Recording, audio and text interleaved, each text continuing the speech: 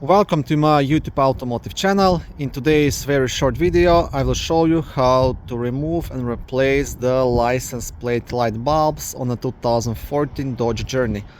This video will apply to Dodge Journeys made from 2011 all the way up to 2020. If this video was helpful, please consider supporting the channel by liking the video, subscribing to the channel, or becoming a channel member. Okay, now the easiest way to do this is to partially leave the lift gate, right? That way you don't have to get into an awkward position. And now to access the bulb, okay, I will turn the flash on my phone here, just a moment.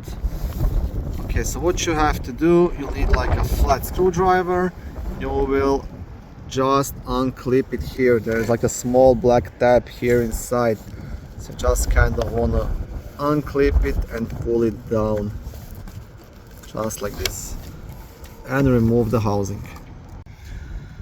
Once the housing is out, you just have to turn the socket counterclockwise to remove the bulb. Okay, and here is the bulb. Very easy to do. Okay, and that's pretty much everything. Now to remove the bulb, there is no turning or anything. You just pull it straight out and install the new bulb straight in. And make sure before you put everything back together, just turn on the lights to make sure this bulb actually works.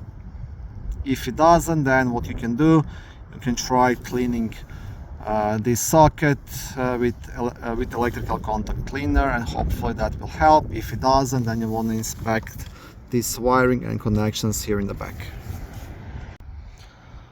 Thank you for watching this short video. I hope it was helpful and educational. If it was, please like it and consider subscribing to my YouTube automotive channel. On my channel there is lots of how-to videos, do-it-yourself videos, car reviews, product reviews, and other similar automotive topics.